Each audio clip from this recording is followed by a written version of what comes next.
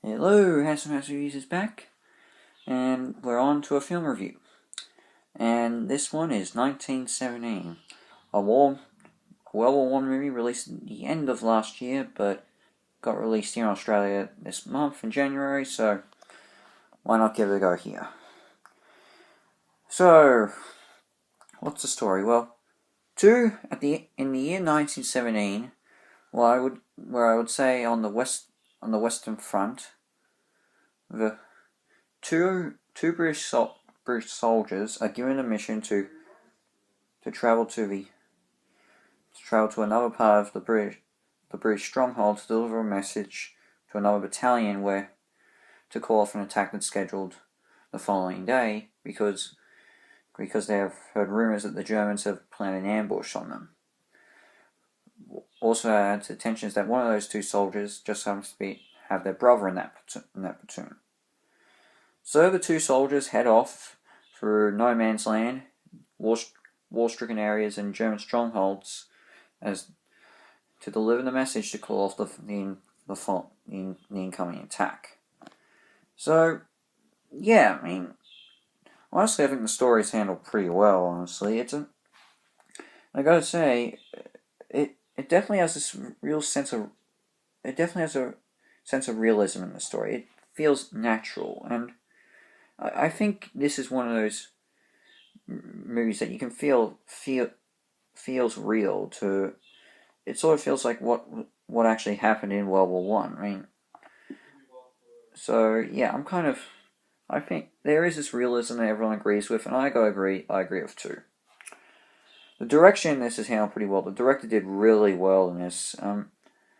In fact, the main thing about this is the cinematography, and yeah, there are cuts, but it mostly feels like this movie was in one shot. There's only one real cut everyone can really notice, and that's when one of the characters gets knocked out cold for a few seconds and wakes up in the middle of the night. So yeah, that's the only major cut, but everything else it transitions so it just basically feels like you're watching this scene, just one to two whole scenes in the whole movie. It's just it's amazing. I gotta admit, the cinematography is great.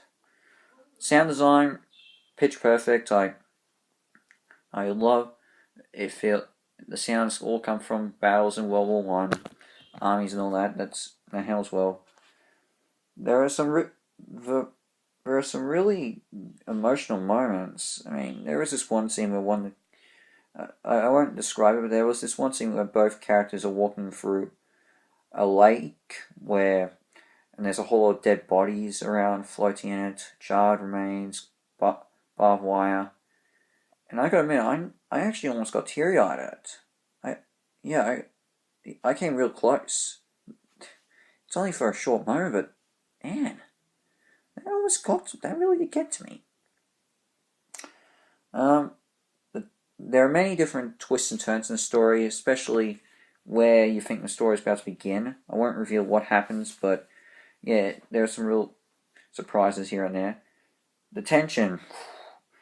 I mean, you are anticipating some things to happen.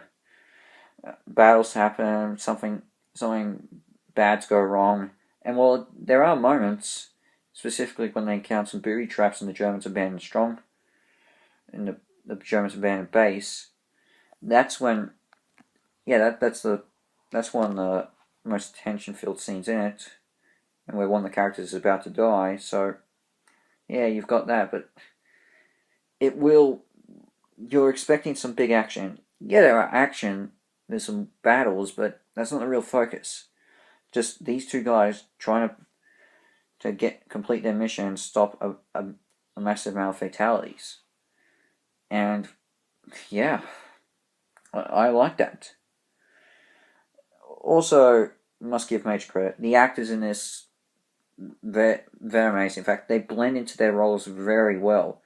I could not to be honest, while watching it, I did not recognize that many actors. It was only when I walked out of the movie, like the brother of one of the soldiers trying to meet up with is played by Richard Madden, who played Robb Stark in Game of Thrones. In fact, that same soldier is played by Dean Charles Chapman, who was Tommen Baratheon in Game of Thrones. And to be honest, I did not recognize them until later on.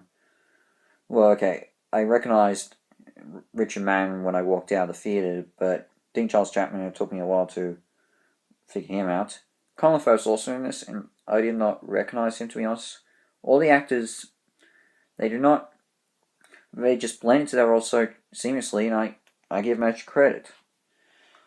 But I do have problems. And while I said most of the actors blend into their roles, that is with the exception of one. And that is, of course, Benedict Cumberbatch. Look, to be honest, he's not in it that long, and he's got top billing on the poster, but he's only in it for one scene. And when you see him, he's the only one that does not blend into their roles, to be honest. You're just like, oh, hey, look, it's Benedict Cumberbatch. Maybe it's because he is such a well-known face that it's easy to recognize him, but I'm just saying, it's easy to spot him out. It just seems like he's the oddball in, the odd one out of this movie with every other actor, they blend in so well that it's only Cumberbatch that seems really recognizable. Also, many people like it. I'm not sure how many. The lack of real action, of any real battles that the guys face. Yes, they're caught in the middle of battles and they have to escape. It's may turn people off. So, yeah, that may be a bit of a problem, but you know what, overall, they're just minor nitpicks. This is a great movie, and definitely one of 2019's best movies. I'm glad I saw it. I just wish I saw it last year, considering all the movies that I saw last year that I really do not like. If I did see it last year, I would have probably ranked among the great movies I saw. As I said before, I said it again, in 2019, only 4 movies I can actually consider are really great ones. 3 okay, the others are all mediocre, bad, and well, sort of controversial what I have to say about it. But anyway, I like 1970. It's a great movie. I'm going to give it a 8.5 out of 10 hat stars. So, what's next on my channel? Well, in terms of movies, I'm going to review Dolittle in the near future, so the new Robert Downey Jr. movie, so that's one thing to look forward to. But outside that, well, we'll just have to wait and see. Maybe I might do a book review here and there. But in the meantime, House Messages out. I'll catch you later for my next review. Ciao.